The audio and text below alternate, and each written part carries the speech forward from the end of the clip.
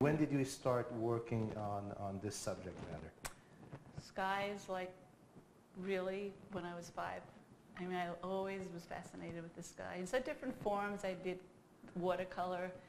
I did photorealism. I did impressionism. But really, it was a certain attraction to the sky.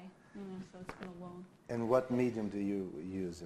Pastel. Just pastel? Pastel. And now I am actually doing a 4-foot by 8-foot mural for a garden in Brooklyn Heights. Oh, wonderful. So I actually wanted to create it in pastel first, and then I'll be going back to acrylic. So. Is it gonna? But have you considered to work in oils? I haven't worked in oils. I mean, I know someone recommended oil bar.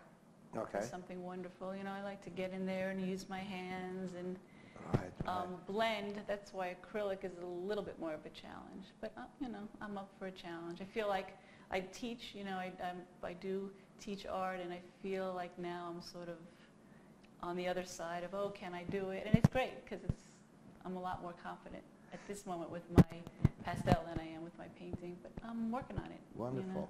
Now, as a teacher, do you see any influences from the teaching in your work, or? Absolutely. Yeah. In what? How? Explain Well, us. you know, I've worked with young children, and I've worked with people in their 80s who've never done any art before, and they are literally artists now. I mean, they have found their creative self, and I always laugh. I say, if everybody had that confidence, there would be a zillion artists. Do you know? I mean, one artist looked like Milton Avery's work. You know, very primitive in a certain way, but beautiful. Another woman just does these electric circuit things. So it's wonderful for me to see the artists within being discovered. And it affects me because I have done landscapes for such a long time, and so now I'm kind of playing around a little bit more with abstraction. And that's wonderful. Yeah. Now, I noticed in your work, and actually you and I have talked about this before, I noticed a variation in sizes that you have been recently you have been doing some small size work, and now I see, which I'm really happy to see that you're moving to a much large scale. How is that working for you? I was very excited about doing that piece. I mean, I've never worked 4 feet by 8 feet, but this summer, you know, it was interesting. I had kind of a rough summer. I don't know, for some reason a lot of people, I attended a lot of funerals, so it was a really hard summer for me. And these small, almost momentary pieces of work were important too, to sort of get myself to the studio, A, and B, just create a bunch, you know, whereas when you're doing something large, it takes longer. But there's a certain intimacy, and I don't know, I loved working large though, because the actual strokes and the putting on of the pastel was very different. I mean, I couldn't even see it really until I walked back. So it was almost like I was more emotional with the larger pieces. I went to the Morgan recently and loved all of the drawings from the Louvre, you know, the sanguine and the Conti crayons and the brown inks. So I've kind of been mixing it up. It's quite beautiful. Yeah, I've been mixing it up. So that you bring into the... And then sometimes with the sky, I mean, the thing is, I didn't even draw this. It sort of came to me in a weird way. You know, if you look at the light there, it's on some level, it just... Yeah, I think our viewers would love to hear you talk about your process of working, how it works for you, from an idea to a finished product. Tell us about how that works for you. Well, when I start, for instance, today I'm going to work on some smaller 10 by 10 black and whites. I need to do a few more of these. So I think I first start by, I really think about, well, do I want it to be a more dramatic? It's kind of, lately, the emotions come up for me. Is it going to be a darker, strong piece, or a little bit more serene? You know, so that's step one. I think about a general feeling, and then I just start to draw. You know, I mask off my paper, and sometimes, even though I have one thing in mind, something else comes.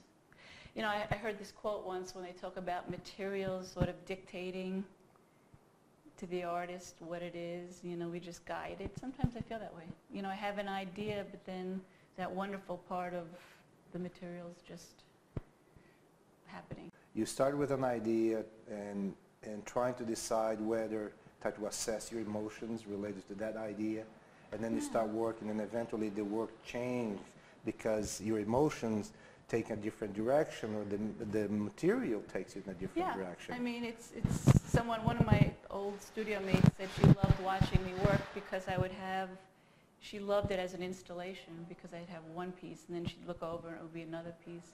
I think she maybe found it more exciting than my actual work. But you know, I know what she was saying. She was a more abstract painter, but it really does take on a few different scenes and a few different processes.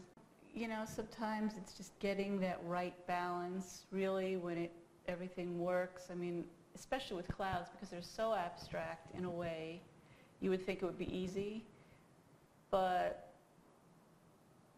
if the balance is off, if it starts looking like a giraffe in the sky, you know, because clouds do tend to look like something else.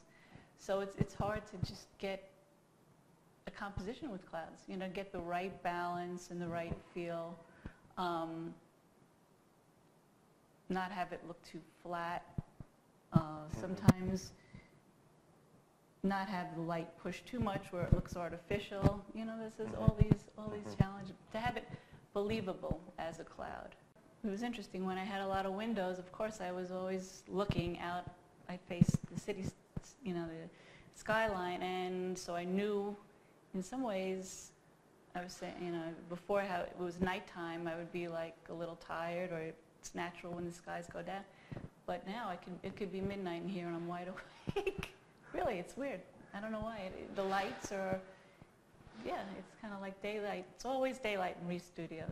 It's very interesting that you mentioned that, because myself, I have the same feeling about, you know, when I'm working, I had a studio with lots of windows, and at some point I had to give up that studio to move to a space with almost no window. Yeah. And I feel 100 times more confident, more comfortable. There's an interesting energy that goes. Some artists, some young artists, they think that they need to have a huge window, and it's kind of interesting how that dynamic that play. Yeah. I mean, you showed me some window studios before, and I just chose this one. I don't know. Felt right. It felt like a great space. Right for you.